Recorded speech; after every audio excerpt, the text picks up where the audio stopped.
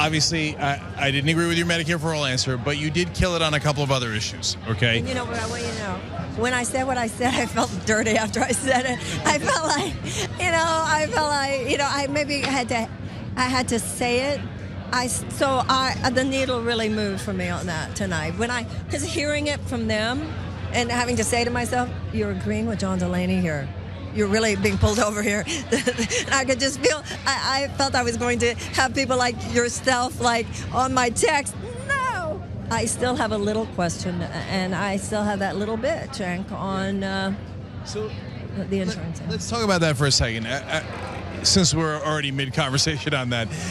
So there is this irony that you score so well when you talk against corporate rule, and you did it again tonight.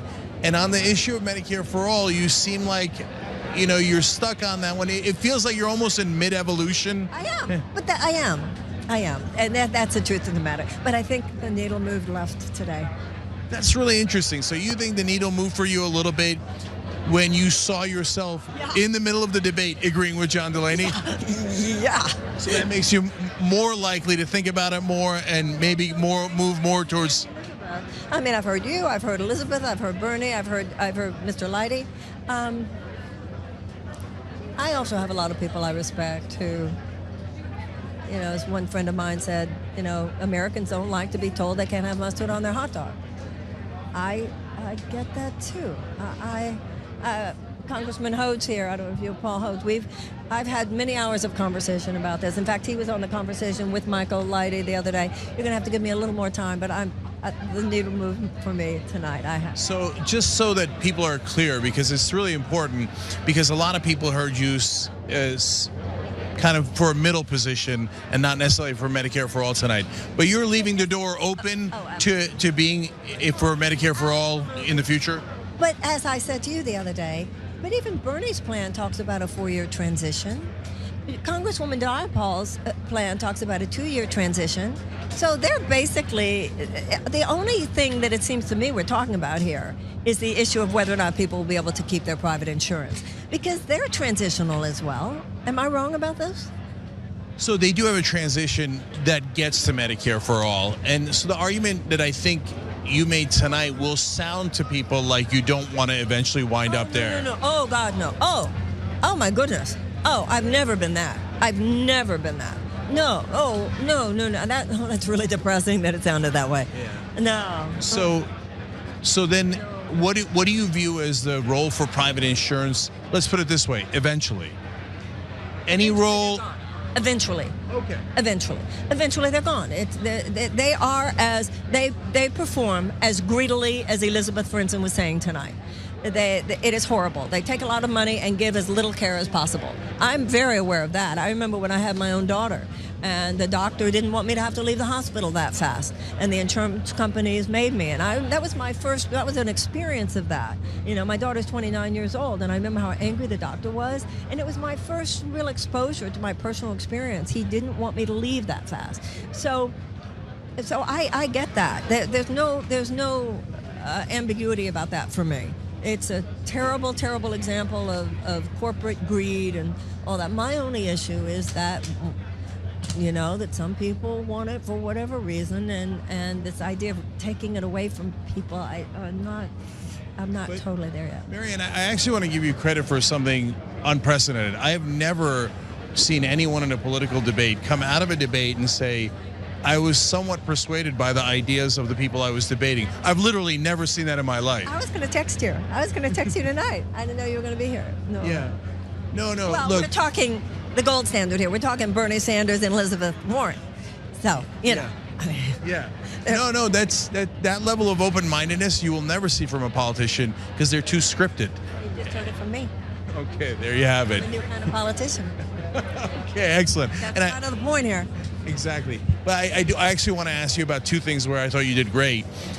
When you talked about reparations, and you said that it was a debt that is owed, I felt it resonate in the room.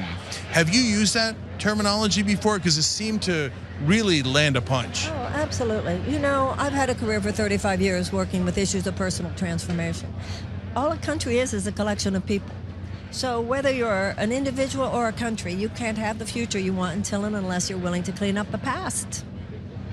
You got to clean up your past relationships, or its energy stays stuck. So I'm not minimizing the struggles or sacrifices of any of our ancestors, black or white. I'm not saying there's been no success. I'm not minimizing the Civil Rights Act. I'm not minimizing the Voting Rights Act, although of course it's been chipped away at. But the issue of economic restitution is just a piece we haven't gotten to yet. And so the economic gap that existed at the end of the Civil War has never been closed. And at that time, Tecumseh Sherman promised to every former slave family of 4, 40 acres and a mule. In the vast majority of cases, it wasn't given. Even when it was given, the vast majority of those, it was taken back. So that gap was never closed. And I think most Americans might not have really allowed themselves to think about what we're talking about here. We're talking about, by the way, I want to go, well, I'll go back to that in a minute. Let's stay with the race, and then I have to go back to the health care and the Medicare for all. We're talking about 250 years of slavery that was followed by another 100 years of domestic terror and institutionalized violence against black people. And what do you call Ku Klux Klan and lynchings if not domestic terror? You're talking 350 years of institutionalized violence against black people. That is longer than the United States has even been in existence. Now, at the end of World War II, Germany paid $89 billion in reparations to Jewish organizations. And that has gone far towards establishing reconciliation between Germany and the Jews of Germany and the rest of Europe. Ronald Reagan in 1988 signed the Civil Liberties Act, where we gave to every surviving prisoner during World War II, the Japanese internment camp, between $20,000 and $22,000. So paying restitution and paying reparations is not a fringe idea. The reason I like, the reason I like reparations as opposed to race-based policies. Race-based policies doesn't speak to whose fault it is. Reparations carry moral force. It's not just about economic restitution. It is an inherent mea culpa. It is an acknowledgement of a debt that is owed. It is the acknowledgement of the willingness on the part of a nation to pay it, and payment rendered. Marianne, I'll return the favor.